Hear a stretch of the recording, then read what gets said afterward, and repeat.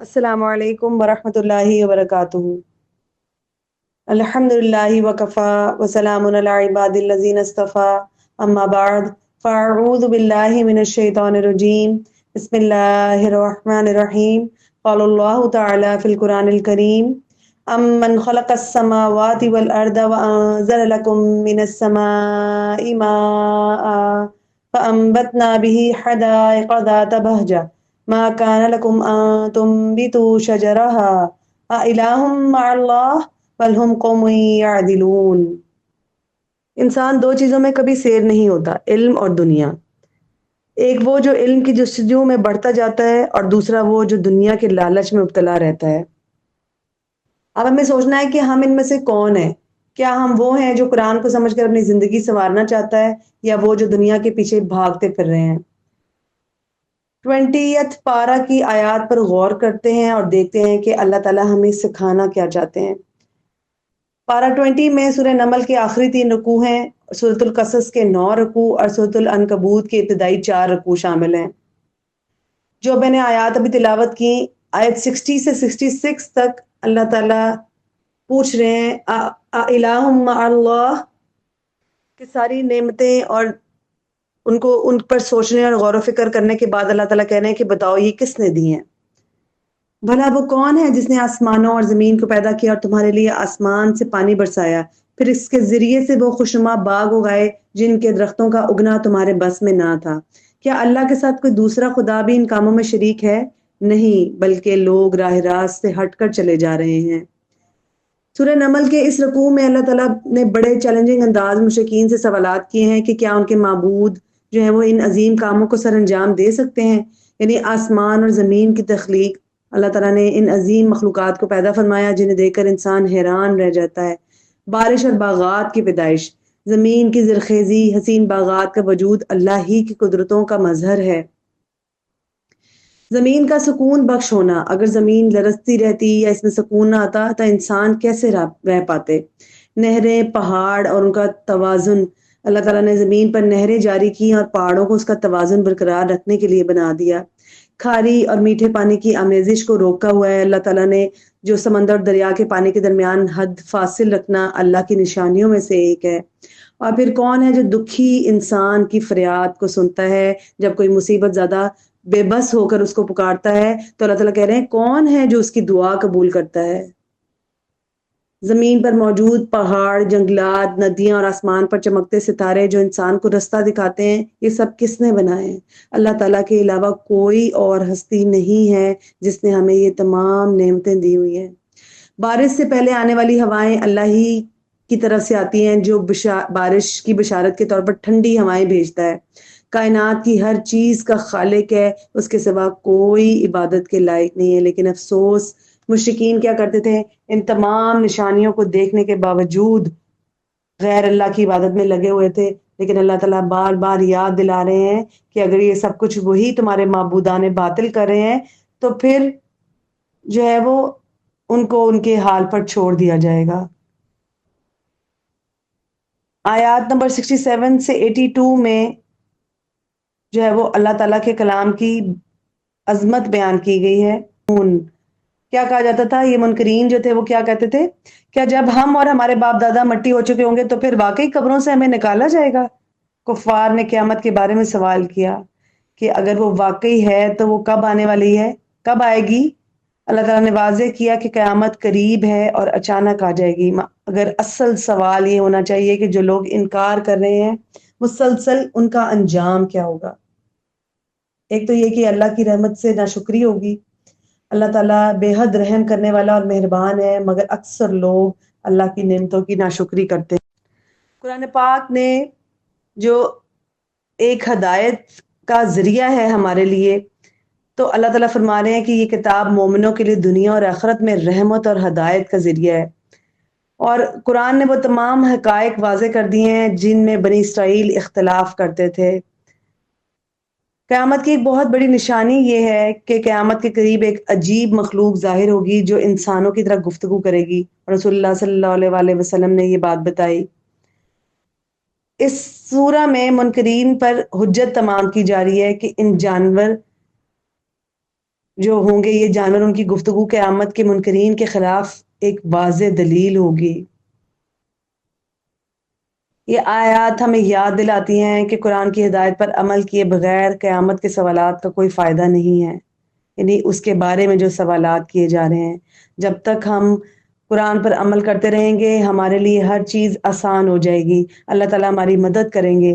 لیکن اگر ہم نے آخرت کے بارے میں سوالات کیے اور ہمارا ماننے کو دل نہیں کر رہا اور ہم سوالات پر سوالات کرتے جا رہے ہیں تو ہمارے لیے وہ سخت نقصان کا باعث ہوں گے۔ آیت نمبر 83 to 93، فوج اکٹھی کریں گے جو ہماری آیات کو جھٹلاتی تھی، پھر ان کی گروہ بندی کی جائے گی۔ ان آیات میں قیامت کے روز مجرموں کا انجام بیان کیا گیا ہے، ان کے برے اعمال پر متنبہ کیا گیا ہے۔ انکار پر سوال، اللہ ان سے پوچھے گا کہ جب تمہیں واضح آیات دی گئی تھی تو تم نے انہیں کیوں جھٹلایا؟ مگر وہ شرمندگی کے مارے کوئی جواب نہ دے سکیں گے اور جہنم میں ڈال دیے جائیں گے۔ سور پھونکنے کا منظر، جب سور پھونکا جائے گا تو پوری کائنات لرز اٹھے گی اور سب عاجزی کے ساتھ اللہ کے سامنے پیش ہوں گے۔ جو نیکیاں لے کر آئے گا اسے اس کا کئی گنا زیادہ اجر ملے گا، اور جو برے اعمال لے کر آئے گا وہ ذلت کے ساتھ جہنم میں پھینک دیا جائے گا۔ اور پھر آپ صلی اللہ علیہ وآلہ وسلم مسلسل اللہ کی بندگی کر رہے ہیں ان آیات میں، اور ان کے پیغام کو پہنچا رہے ہیں، اللہ تعالیٰ کے پیغام کو مسلسل پہنچانے کی کوشش کر رہے ہیں۔ اور جو لوگ قرآن کی دعوت کو قبول کریں گے اللہ تعالیٰ بتا رہے ہیں کہ وہی کامیاب ہیں، اور جو انکار کریں گے وہ نقصان اٹھائیں گے۔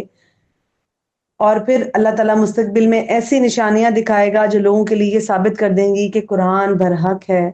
تو کیا ہمیں اس سے اپنے لیے سبق لینا ہے کہ قیامت کے دن ہر شخص کو اپنے اعمال کا حساب دینا ہوگا۔ جو بھی برے اچھے عمل کیے ہوں گے ہر ایک چیز ہمارے سامنے لائی جائے گی، ہمیں دکھائی جائے گی، ایک فلم چلا دی جائے گی، اور جو ہماری نامہ اعمال یعنی ہماری جو کتاب ہوگی اس میں ایک ایک ہمارا عمل درج ہوگا، اور وہ اگر ہم جھوٹ بولنے کی کوشش کریں گے تو اللہ تعالیٰ ہمارے منہوں پر مہر لگا دیں گے، اور ہمارے جسم کا ہر عضو جو ہے وہ یا تو ہمارے حق میں گواہی دے گا یا ہمارے خلاف چلا جائے گا۔ سورۃ القصص، حضرت موسیٰ علیہ السلام کی ایمان افروز داستان اس کے اندر بیان کی گئی ہے، اور موسیٰ علیہ السلام کی زندگی کے مختلف مراحل کو جو ہے بیان کیا گیا۔ اللہ تعالیٰ نے کس طرح فرعون کے ظلم و ستم کے باوجود موسیٰ علیہ السلام کی حفاظت فرمائی، انہیں نبوت سے سرفراز کیا، اور پھر بنی اسرائیل کی نجات کا ذریعہ بنایا۔ یہ سب اللہ کی قدرت اور حکمت کی مثالیں ہیں۔ ان آیات میں اللہ تعالیٰ بتا رہے ہیں کہ اللہ تعالیٰ نے دشمن سے کس طرح محفوظ رکھا موسیٰ علیہ السلام کو۔ نتلو علیک من نبأ موسیٰ وفرعون بالحق لقوم یؤمنون، یہ کتاب مبین کی آیات ہیں، ہم موسیٰ اور فرعون کا کچھ حال ٹھیک ٹھیک تمہیں سناتے ہیں ایسے لوگوں کے فائدے کے لیے جو ایمان لائیں گے۔ ان آیات میں اللہ تعالیٰ کی زبردست تدبیر بیان کی گئی ہے کہ کیسے وہ اپنے نبی کی حفاظت کرتا ہے چاہے حالات کتنے ہی ناموافق کیوں نہ ہو جائیں۔ فرعون ایک ظالم اور جابر حکمران تھا جس نے بنی اسرائیل کو غلام بنا رکھا تھا۔ وہ ان کی آبادی کو کم کرنے کے لیے ان کے نومولود لڑکوں کو قتل کر دیتا تھا اور لڑکیوں کو زندہ رکھتا تھا۔ یہ ہم نے سورہ البقرہ میں بھی پڑھا، اور بار بار قرآن میں کئی جگہ اس چیز کا ذکر ہے۔ اللہ نے اپنی قدرت کا مظاہرہ کرنے کا فیصلہ کیا اور موسیٰ علیہ السلام کی والدہ کے دل میں الہام ڈالا کہ وہ اپنے بچے کو ایک تابوت میں رکھ کر دریا کے سپرد کر دیں، کیونکہ موسیٰ علیہ السلام اس دور میں اس ایک سال میں، یعنی کہ ایک سال بچوں کو زندہ رکھا جاتا تھا لڑکوں کو، اور ایک سال قتل کیا جاتا تھا۔ تو موسیٰ علیہ السلام کی پیدائش کس دور میں ہوئی تھی؟ جس دور میں لڑکوں کا قتل ہونا تھا۔ موسیٰ علیہ السلام کی ماں نے ایک تابوت میں رکھا اور دریا کے سپرد کر دیا۔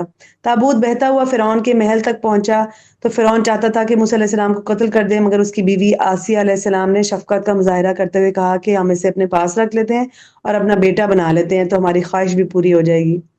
موسیٰ علیہ السلام نے کسی خاتون کا دودھ قبول نہ کیا، تب ان کی بہن نے ایک ایسی عورت کا ذکر کیا جو ان کی بہترین دیکھ بھال کر سکتی تھی۔ اللہ نے تدبیر فرمائی کہ موسیٰ علیہ السلام کی پرورش ان کی والدہ ہی کے زیر سایہ ہوئی اور وہ فرعون کے محل میں ہی پروان چڑھی۔ آپ دیکھیں کہ جب ہم اللہ تعالیٰ کا حکم مان کر چلنے لگتے ہیں نا تو اللہ تعالیٰ ہمیں وہی دے دیتے ہیں جو ہمارا دل خواہش کر رہا ہوتا ہے۔ صرف کرنا کیا ہے کہ اللہ کی رضا میں راضی رہنے والا بننا ہے۔ آپ دیکھیں کہ اللہ کی قدرت جو ہے وہ ہر چیز پر غالب آ جاتی ہے، اور وہ رستے اللہ تعالیٰ بناتے ہیں کہ ہماری عقل وہاں تک جا ہی نہیں سکتی۔ موسیٰ علیہ السلام کا جو واقعہ ہے اس میں اللہ نے اپنے دشمن کے گھر ہی موسیٰ علیہ السلام کی پرورش کروائی. آپ دیکھیں کبھی کوئی انسان سوچ سکتا ہے، اور وہ سال جس میں قتل ہونا تھا اس میں موسیٰ علیہ السلام کو اللہ تعالیٰ نے بچا لیا. آیات 14 سے 21 میں موسیٰ علیہ السلام کا سارا مدین کا واقعہ ہے. جب وہ جاتے ہیں وہاں علیہ السلام اپنی پوری جوانی کو پہنچ گیا، اور اس کا جو نشو نما کا جو ایک پروسیس تھا وہ مکمل ہو گیا. تو کیا کیا؟ تو ہم نے اسے حکمت اور علم عطا کیا. ہم نیک لوگوں کو ایسی ہی جزا دیتے ہیں، اللہ تعالیٰ فرما رہے ہیں. ان آیات میں موسیٰ علیہ السلام کے ایک اور اہم واقعے کو بیان کیا گیا ہے جو ان کے مدین کی طرف ہجرت کا سبب بنا، اور اللہ تعالیٰ نے ان کو علم و حکمت عطا کی. موسیٰ علیہ السلام بلوغت کی عمر کو پہنچے تو اللہ تعالیٰ نے جب علم و حکمت عطا فرمائی اور بعد میں پھر نبوت کے لیے اللہ تعالیٰ نے ان کو چنا. ایک دن وہ شہر میں داخل ہوئے، دیکھا کہ قبطی جو تھا ایک اسرائیلی کو سخت مار رہا تھا. اسرائیلی نے موسیٰ علیہ السلام سے مدد مانگی تو آپ علیہ السلام نے قبطی کو گھونسا مارا جس سے وہ موقع پر مر گیا. موسیٰ علیہ السلام کو اپنی غیر ارادی خطا پر افسوس ہوا، چنانچہ انہوں نے اللہ سے معافی مانگی تو اللہ تعالیٰ نے ان کی توبہ قبول فرما لی. جب فرعون کو اس واقعے کی اطلاع ملی تو اس نے موسیٰ علیہ السلام کو قتل کرنے کا منصوبہ بنایا. اللہ کے حکم سے موسیٰ علیہ السلام نے دعا کی اور مدین کی طرف ہجرت کر گئے، جہاں اللہ نے ان کے لیے ایک نئی راہ ہموار کر دی اور ایک نئی زندگی ان کو عطا کی. کیا انہوں نے دعا کی؟ ربی انی لما انزلت الی من خیر فقیر. اس دعا کے بعد موسیٰ علیہ السلام کی شادی بھی ہو گئی. آیات 22 سے 28 میں اللہ تعالیٰ سے جو انہوں نے دعا کی تھی اس کا جو ہے وہ ایک ہمیں نظر آتا ہے کہ کس طرح اللہ تعالیٰ نے ان سے جو ہے وہ کام لیا اور ان کی مدد کی. جب موسیٰ نے مدین کا رخ کیا تو انہوں نے کہا امید ہے کہ میرا رب مجھے ٹھیک رستے پر ڈال دے گا. ان آیات میں موسیٰ علیہ السلام کی مدین میں آمد اور ایک نیک دل خاندان سے ملاقات اور پھر ان کی عاجزانہ دعا جو اللہ تعالیٰ نے جس کو شرف قبولیت بخشا. موسیٰ علیہ السلام جب مدین کے علاقے میں پہنچے تو ایک کنویں پر کچھ چرواہوں کو پانی پلاتے دیکھا. ایک طرف دو لڑکیاں اپنی بکریوں کے لیے کھڑی تھی اور ان لڑکیوں نے بتایا کہ یہ اس وقت تک پانی نہیں پلا سکتی جب تک کہ سارے چرواہے جو ہیں وہ پانی پلا کر نکل نہ جائیں. موسیٰ علیہ السلام اٹھے اور انہوں نے مدد کا جذبہ ان کے اندر پیدا ہوا. انہوں نے ان لڑکیوں کے جو ہے وہ مدد کی، پانی پلایا، اور پھر ان لڑکیوں نے بتایا کہ ہمارا باپ جو ہے وہ نہیں آ سکتا اور وہ بہت بوڑھا ہے. پھر پانی پلانے کے بعد موسیٰ علیہ السلام جا کے بیٹھ گئے اور پھر انہوں نے جو میں نے دعا بھی اوپر بیان کی، رب انی لما انزلت الی من خیر فقیر. انہوں نے اللہ تعالیٰ نے یہ دعا ان کی قبول فرما لی، جو نے کہا کہ اے میرے رب تو جو بھی خیر میری جھولی میں ڈال دے میں اس کا محتاج ہوں. اور یہ جو ہے وہ سورۃ القصص کی آیت نمبر 24 ہے.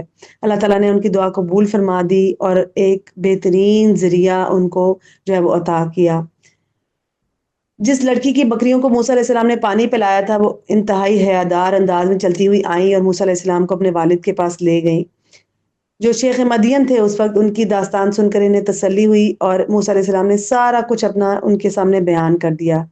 تو پھر انہوں نے موسیٰ علیہ السلام کو پیشکش کی کہ وہ 8 سے یا 10 سال تک ان کے پاس رہیں، ان کا کام بھی کریں گے اور دیکھ بھال بھی کریں گے، اور پھر انہوں نے وہ اپنی ایک بیٹی کا نکاح ان سے کر دیں گے. تو موسیٰ علیہ السلام نے ان کی یہ پیشکش قبول کر لی.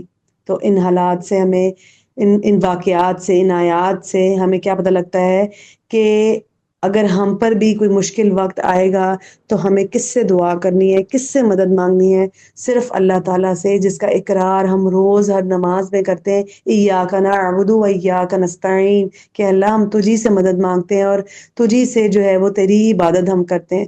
تو اور کسی کے علاوہ جو ہے وہ ہم کسی کی اللہ کے علاوہ کسی سے مدد نہیں مانگ سکتے. اور پھر ایک اور بھی اس میں بات پتہ لگتی ہے کہ خواتین جو تھیں، وہ دونوں بہنیں جو تھیں وہ بالکل حیا والی تھیں، اور شرم و حیا جو ہے وہ عورت کا زیور ہے. اللہ تعالیٰ نے قرآن پاک میں، ابھی ہم سورہ نور میں بھی پڑھ کے آئے کہ عورت کو کیا حکم دیا گیا ہے کہ وہ اپنے آپ کو ڈھانپ کر، چھپا کر اور حیا جو ہے وہ اپنائے. رسول اللہ صلی اللہ علیہ وآلہ وسلم نے کیا فرمایا تھا کہ اگر تم میں حیا نہیں ہے تو پھر جو مرضی کرو. آیت نمبر 29 to 42 میں اللہ تعالیٰ نے جو موسیٰ علیہ السلام پر نبوت کا ظہور فرمایا اس کے بارے میں پورا بیان ہے. پھر جب موسیٰ نے وہ مدت پوری کر لی اور اپنے اہل خانہ کو لے کر چلے تو طور پہاڑ کی طرف ایک آگ انہیں نظر آئی. انہوں نے اپنے اہل خانہ سے کہا تم یہاں ٹھہرو، میں نے ایک آگ سی دیکھی ہے، شاید میں تمہارے سے وہاں سے تمہارے لیے کچھ رستے کی خبر یا آگ کا کوئی انگارہ اٹھا لاؤں تاکہ تم تاپ سکو. پھر ان آیات میں موسیٰ علیہ السلام کی نبوت ان کو جب ملی اور ان کو معجزات عطا کیے گئے اور فرعون اور اس کے درباریوں کا انجام جو ہوا اس کا ذکر ہے سارا۔ موسیٰ علیہ السلام جب مدین میں خدمت، جب ان کو وہ جو مدت تھی 8 سے 10 سال کی وہ پوری ہو گئی تو اس کے بعد اپنے اہل خانہ کے ساتھ مصر کی طرف روانہ ہوئے، تو رستے میں اللہ تعالیٰ نے نبوت عطا فرمائی اور 2 بڑے معجزات عطا فرمائے۔ ایک عصا، حضرت موسیٰ علیہ السلام اپنا عصا زمین پر ڈالتے تو وہ ایک بڑا سام بن جاتا، اژدہا بن جاتا، اور روشن ہاتھ جب وہ اپنا ہاتھ گریبان میں ڈالتے تو وہ چمکنے لگتا۔ پھر اللہ تعالیٰ نے ان کو رسالت کی ذمہ داری عطا کی۔ اللہ تعالیٰ نے انہیں حکم دیا کہ وہ فرعون اور اس کے درباریوں کے پاس جائیں اور توحید کی دعوت دیں۔ موسیٰ علیہ السلام نے اللہ تعالیٰ سے دعا کی کہ ان کے بڑے بھائی ہارون علیہ السلام کو بھی ان کے ساتھ رسول بنا دیا جائے، اور اللہ تعالیٰ نے ان کی یہ دعا قبول فرما لی۔ جب موسیٰ علیہ السلام نے فرعون کے دربار میں جا کر حق کی دعوت دی اور معجزات پیش کیے تو فرعون اور اس کے سرداروں نے جادوگر کہہ کر جھٹلا دیا۔ اللہ تعالیٰ نے انکار کرنے والے فرعونیوں کو شدید عذاب میں مبتلا کیا اور بالآخر انہیں دریا میں غرق کر دیا۔ فرعون اور اس کے پیروکاروں پر رہتی دنیا تک لعنت بھیج دی گئی اور آخرت میں بھی وہ عذاب کے مستحق ہوں گے۔ یہ اللہ تعالیٰ کی تقسیم ہے کہ وہ کس کو چنتا ہے اپنے لیے، کس کو نبی بنانا ہے، کس کو رسول بنانا ہے۔ یہ اللہ کی جو ہے وہ مرضی ہے، اس کی قدرت ہے۔ اللہ تعالیٰ فرما رہے ہیں ان قارون کان من قوم موسیٰ، قارون کس میں سے تھا؟ موسیٰ علیہ السلام کی قوم میں سے۔ فبغا، تو اس نے سرکشی کی۔ فبغا علیہم وآتیناہ من الکنوز ما ان مفاتحہ لتنوء بالعصبة أولي القوة إذ قال له قومه لا تفرح إن الله لا يحب الفرحين۔ یہ ایک واقعہ جب قارون موسیٰ کی قوم کا ایک شخص تھا، پھر وہ اپنی علیہ السلام کی قوم کا ایک شخص تھا، پھر وہ اپنی قوم کے خلاف سرکش ہو گیا، اور ہم نے اس کو اتنے خزانے دے رکھے تھے کہ ان کی کنجیاں طاقتور آدمیوں کی ایک جماعت مشکل سے اٹھا سکتی تھی۔ ایک دفعہ جب اس کی قوم کے لوگوں نے اسے کہا پھول نہ جا، اللہ پھولنے والوں کو پسند نہیں کرتا، یعنی تکبر کرنے والوں کو۔ ان آیات میں قارون کا قصہ بیان کیا جو دولت کے نشے میں تکبر میں مبتلا ہو کر ہلاک ہوا۔ قارون بنی اسرائیل کا ایک شخص تھا جسے اللہ نے بے شمار دولت عطا کی تھی، مگر وہ دولت کے نشے میں تکبر کرنے لگا اور فرعون کا حمایتی بن کر اپنی ہی قوم پر ظلم کرنے لگا۔ اہل خیر نے اسے سمجھایا کہ دولت صرف اللہ کی نعمت ہے، اسے خیر کے کاموں میں لگاؤ لیکن اور زمین میں فساد نہ پھیلاؤ، لیکن قارون نے فخر سے کہا کہ یہ سب کچھ جو میرے پاس ہے وہ میری علم اور میری محنت کا نتیجہ ہے۔ یہ اس کی تباہی کا آغاز ہو گیا یہاں سے، جب اس نے کہا کہ یہ سب کچھ میرا ہے اور میرے علم اور محنت کا نتیجہ ہے۔ ایک دن وہ اپنی شان و شوکت کے ساتھ باہر نکلا تو دنیا پرست لوگ حسرت سے کہنے لگے کہ کاش ہمیں بھی قارون جیسی دولت ملتی، مگر حقیقت شناس مومن جو تھے انہوں نے کیا کہا؟ اصل دولت تو آخرت کا اجر ہے جو صرف نیکوکاروں کے لیے ہی ہوگا۔ قارون نے اللہ تعالیٰ نے اس کو کیا سزا دی کہ وہ اپنے محل میں مال و دولت سمیت زمین میں دھنسا دیا گیا۔ وہی لوگ جو اس کی دولت پر رش کر رہے تھے اللہ کا شکر ادا کرنے لگے کہ اس نے ان کو اس آزمائش سے بچا لیا۔ تو ہمارے لیے اس میں کیا سبق ہے کہ دولت اور نعمتیں پا کر تکبر اور نافرمانی میں مبتلا نہیں ہونا، بلکہ حقیقی کامیابی کن لوگوں کی ہے؟ جو اپنی ان نعمتوں کو اللہ کی راہ میں استعمال کرتے ہیں اور آخرت کے طلبگار ہوتے ہیں۔ اللہ تعالیٰ ہم سب کی حفاظت فرمائے اور دولت اور جو ہے نعمتیں دے کر ہماری آزمائش نہ کرے، آمین۔ آیت نمبر 83 سے 88 میں اللہ تعالیٰ نے بتا دیا کہ آخرت میں آخر سرخ روح کون ہوگا۔ وہ آخرت کا گھر تو ہم ان لوگوں کے لیے مخصوص کر دیں گے جو زمین میں اپنی بڑائی نہیں چاہتے اور نہ فساد کرنا چاہتے ہیں، اور انجام کی بھلائی متقین ہی کے لیے ہے۔ ان آیات میں بتایا گیا کہ آخرت میں کامیابی انہی لوگوں کے لیے ہے جو دنیا میں سرکشی اور فساد سے بچتے رہتے ہیں، اور جو لوگ نہ فرعون کی طرح زمین میں تکبر کرتے ہیں، نہ سرکشی کرتے ہیں، اور نہ قارون کی طرح دولت کے نشے میں فساد پھیلاتے ہیں، وہی لوگ آخرت میں اللہ تعالیٰ کی نعمتوں کے اور دائمی جنتوں کے مستحق ہوں گے۔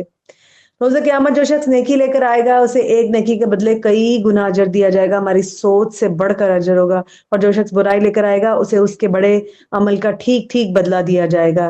رسول اللہ صلی اللہ علیہ وآلہ وسلم کو جو بشارت دی گئی، اللہ نے آپ پر قرآن کے ذریعے دین کی بھاری ذمہ داری ڈالی اور ساتھ ہی خوشخبری دی کہ وہ آپ صلی اللہ علیہ وآلہ وسلم کو ضرور کامیابی کی بلند منزل تک پہنچائے گا۔ پھر اس میں ہمارے لیے توحید کا پیغام ہے کہ اللہ تعالیٰ نے آپ صلی اللہ علیہ وآلہ وسلم کو نبوت اور رسالت اپنے خاص فضل سے عطا کی تھی۔ اس نعمت کا شکر یہی ہے کہ آپ صلی اللہ علیہ وآلہ وسلم صرف اللہ کے ہو کر رہیں، کافروں کے ساتھ کسی بھی قسم کا سمجھوتا نہیں کرنا۔ اس وقت رسول اللہ صلی اللہ علیہ وآلہ وسلم کے پاس وہ لوگ بہت سی شرائط لے کر آتے تھے، لیکن رسول اللہ صلی اللہ علیہ وآلہ وسلم نے ساری شرائط کو ٹھکرا دیا، اور یہ واضح کر دیا گیا کہ صرف اللہ ہی معبود برحق ہے، وہی ہمیشہ باقی رہنے والا ہے، اور ہر چیز کا فیصلہ اسی کے اختیار میں ہے، اور قیامت کے دن ہر انسان کو اس کے سامنے پیش ہونا ہوگا۔ سورۃ العنکبوت۔ اللہ تعالیٰ فرما رہے ہیں کہ کیا لوگوں نے یہ سمجھ رکھا ہے کہ وہ بس اتنا کہنے پر چھوڑ دیے جائیں گے کہ ہم ایمان لے آئے اور ان کو آزمایا نہ جائے گا؟ یعنی صرف کلمہ پڑھ لینے سے جنت نہیں ملے گی، اس کے لیے کچھ کام کرنا پڑے گا، کچھ محنت کرنی پڑے گی۔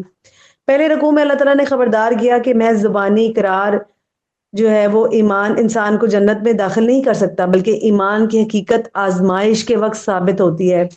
اللہ تعالیٰ آزمائش کے ذریعے واضح کر دیتا ہے کہ کون سچا مومن ہے اور کون محض زبانی دعوے کر رہا ہے۔ جو لوگ آزمائشوں میں ثابت قدم رہتے ہیں، پھر اللہ تعالیٰ ان کے گناہ بھی معاف کر دیتے ہیں اور انہیں بہترین اجر عطا کرتے ہیں۔ دوسرا حکم جو آیا وہ تھا والدین کے ساتھ حسن سلوک کرنے کا۔ والدین کے ساتھ نرمی اور حسن سلوک کا حکم دیا اللہ تعالیٰ نے، لیکن اگر وہ شرک پر مجبور کریں تو ان کی بات نہیں مانی جائے گی، کیونکہ ایمان کا تقاضا ہے کہ انسان صرف اور صرف اللہ کی فرما برداری کرے اور کسی چیز کو اس پر مقدم نہ رکھے۔ مشرکین مکہ کی چال جو تھی اس کے بارے میں بیان کیا گیا کہ ان کی چالیں جو تھی وہ بڑے اچھے انداز میں رسول اللہ صلی اللہ علیہ وآلہ وسلم کے سامنے پیش کرتے تھے، جو بڑے بوڑھے نوجوانوں کو بڑے میٹھے انداز میں بہکاتے تھے کہ محمد صلی اللہ علیہ وآلہ وسلم کی بات نہ مانو، بلکہ ہمارے آباء و اجداد کے رستے پر چلو۔ وہ یہ دھوکہ بھی دیتے کہ اگر ان کا رستہ غلط نکلا تو وہ قیامت کے دن ان کے گناہوں کا بوجھ خود اٹھا لیں گے۔ اب آپ دیکھیں کہ کوئی بوجھ اٹھانے والا کسی کا بوجھ نہیں اٹھائے گا اس دن، یہ اللہ تعالیٰ نے قرآن پاک میں آیت نازل فرمائی ہے۔ قیامت کے دن کوئی کسی کا بوجھ نہیں اٹھائے گا۔ جو لوگ دوسروں کو گمراہ کرتے ہیں ان پر دوہری سزا ہوگی، ایک ان کی اپنی گمراہی کی اور ایک جس کو وہ گمراہ کر رہا ہے اس کی۔ اسی طرح بدعت کے بارے میں بھی آتا ہے کہ اگر کسی نے ایک نئی بات نکالی دین میں تو جتنے لوگ اس پر عمل کریں گے اس کا ایک حصہ اس پہلے نکالنے والے یعنی ایجاد کرنے والے کی جو ہے وہ نامہ اعمال میں لکھا جاتا رہے گا ہمیشہ۔ تو کیا سبق ملتا ہے ہمیں کہ محض کلمہ پڑھ لینے سے ہمیں جنت نہیں ملنی، بلکہ ہمارے ایمان کا امتحان کیا جائے گا، اور اگر ہم نے مشکلات اور آزمائشوں پر ثابت قدمی دکھائی تو ہم انشاءاللہ تعالی اللہ تعالیٰ کے اجر کے مستحق ہوں گے۔ اور والدین کا احترام کرنا بے حد ضروری ہے، چاہے وہ عمر کے کسی بھی حصے میں ہو۔ ہم دیکھیں کہ ہمیں کچھ سمجھ نہ آ رہا ہو تو ہم فوراً سے اپنے ماں باپ کو کال کرتے ہیں، ان سے پوچھتے ہیں کہ ایسے ایسے ہمارے ساتھ معاملہ ہو گیا، ہمیں اچھا مشورہ امید ہوتی ہے ان سے ملے گا، اور ہم ہر وقت ان کی جو ہے مشوروں کے محتاج ہوتے ہیں۔ تو ہمیں ان کے ساتھ بہترین سلوک کرنے کا حکم دیا گیا ہے۔ اللہ تعالیٰ ہم سب کو اپنے والدین کے لیے صدقہ جاریہ بنائے اور ہماری اولادوں کو ہمارے لیے صدقہ جاریہ بنائے، آمین۔ آیت نمبر اس کی 14 سے 22 میں اللہ تعالیٰ فرما رہے ہیں کہ ہم نے نوح کو اس کی قوم کی طرف بھیجا اور وہ 50 کم 1000 برس ان کے درمیان رہا، یعنی کہ 950 ایئرز نوح علیہ السلام نے تبلیغ کی۔ آخرکار ان لوگوں کو طوفان نے آ گھیرا اسی حال میں کہ وہ ظالم تھے۔ دوسرے رکوع میں بتایا گیا کہ اللہ کے نبیوں نے قوموں کو اللہ کی طرف بلایا، لیکن اکثر لوگوں نے حق کو رد کر دیا اور برے انجام سے دوچار ہوئے۔ پھر نوح علیہ السلام نے 950 ایئرز تک جو صبر اور استقامت دکھائی، اپنی قوم کو توحید کی دعوت دی، لیکن قوم کی اکثریت نے انکار کر دیا اور حق سے منہ موڑ لیا۔ ان کے مسلسل انکار اور سرکشی کے نتیجے میں اللہ تعالیٰ نے طوفان کے ذریعے ان کو ہلاک کر دیا، اور نوح علیہ السلام اور ان کے مخلص ساتھیوں کو کشتی میں نجات دے دی۔ پھر ابراہیم علیہ السلام نے اپنی قوم کو سمجھایا، صرف اس اللہ کی عبادت کرو جو تمہیں رزق دیتا ہے، کیونکہ وہی اصل معبود ہے، اور جن بتوں کو تم پوجتے ہو وہ تمہیں کچھ بھی نہیں دے سکتے۔ اور پھر ان کو قیامت کی یاد دہانی بھی کروائی۔ ابراہیم علیہ السلام نے اپنی قوم کو متنبہ کیا کہ آخرکار سب کو اللہ کی عدالت میں حاضر ہونا ہے اور ہر ایک کو اپنے اعمال کا بدلہ ملے گا۔ جو ایمان لے آئیں گے وہ اللہ کی رحمت کے مستحق ہوں گے، اور جو اللہ کے حضور پیشی کا انکار کریں گے وہ اللہ کی رحمت سے محروم ہو جائیں گے اور دردناک عذاب میں مبتلا ہوں گے۔ آیات 23 سے 30 تک باطل پر اڑے رہنے کے اسباب کے بارے میں بتایا گیا کہ والذین کفروا بآیات اللہ ولقائہ اولئک یئسوا من رحمتی وَأُولَٰئِكَ لَهُمْ عَذَابٌ أَلِيمٌ۔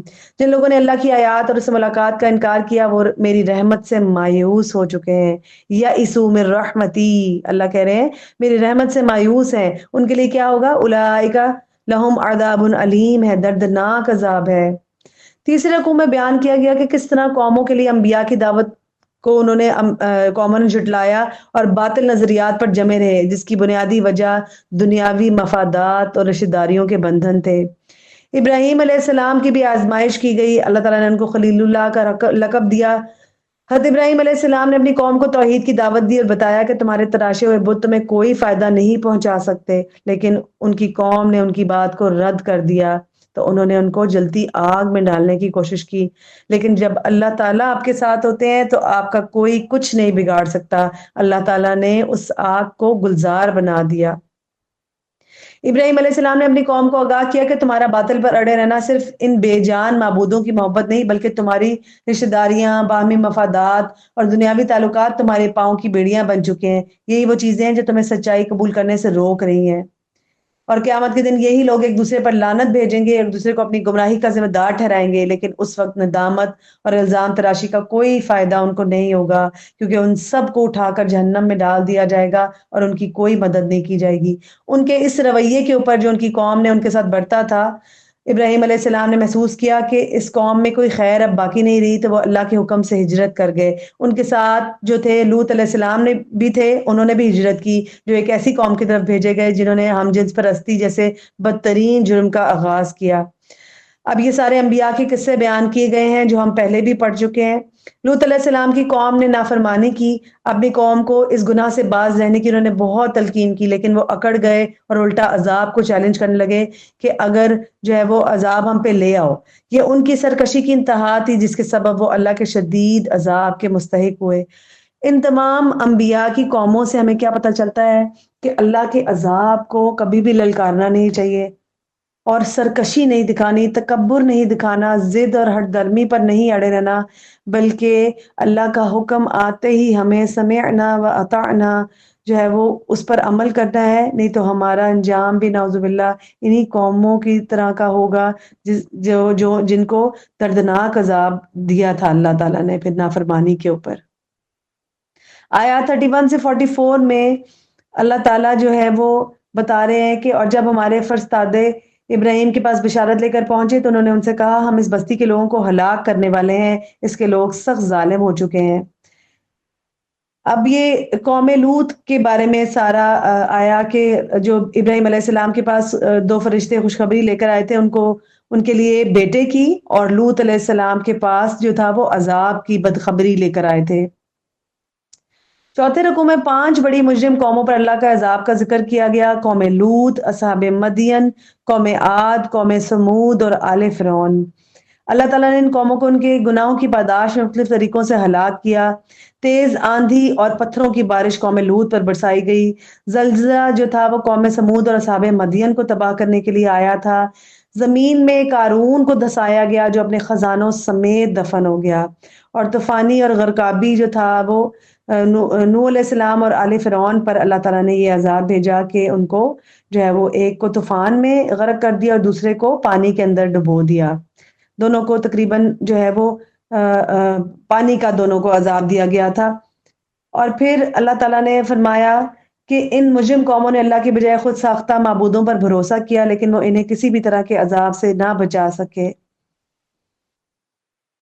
اللہ تعالیٰ فرماتے ہیں کہ اس کے سوا کوئی کسی اور پر بھروسہ کرنا ایسا ہی ہے جیسے مکڑی کا جال بنانا۔ مکڑی کا جال بظاہر ایک خوبصورت اور پیچیدہ ساخت رکھتا ہے، لیکن حقیقت میں وہ نہایت کمزور اور ناپائیدار ہوتا ہے۔ اسی طرح اللہ کے سوا کسی اور سے امید باندھنا، اسے مدد مانگنا یا اس پر اعتماد کرنا بالکل بے فائدہ ہے۔ صرف اللہ پر توکل اور ایمان ہی انسان کو حقیقی نجات دے سکتا ہے۔ آخر میں اللہ تعالیٰ سے دعا ہے کہ اللہ تعالیٰ ہمیں ان تمام باتوں پر جو آج ہم نے سیکھی عمل کرنے کی توفیق عطا فرمائے، اور پارہ 20 میں جو حقیقی کامیابی، ایمان، صبر اور تقوی کے بارے میں جو ہمیں سکھایا گیا اور بتایا گیا کہ دنیاوی دولت جو ہے وہ ہمیں کسی صورت نہیں بچا سکتی، نہ ہمارا غرور، نہ ہماری طاقت، نہ ہمارا مال کسی صورت ہمیں اللہ تعالیٰ سے نہیں بچا سکتا۔ ہمیں اللہ تعالیٰ کا خاص بندہ بننے کے لیے اپنے دل کو خالص کرنا ہوگا اور ڈرتے ہوئے اللہ کی رحمت طلب کرنی ہوگی، اور اللہ تعالیٰ ہم سب کی حفاظت فرمائے اور ہمیں تمام عذاب سے بچا کے رکھے جو پہلی قوموں پر آئے تھے، اور اللہ تعالیٰ ہمیں اپنی فرما برداری میں قبول فرما لے۔ وما علینا الا البلاغ وآخر دعوانا ان الحمد للہ رب العالمین۔ سبحانک اللہم بحمدک نشہد ان لا الہ الا انت نستغفرک ونتوب الیک۔ السلام علیکم ورحمۃ اللہ وبرکاتہ۔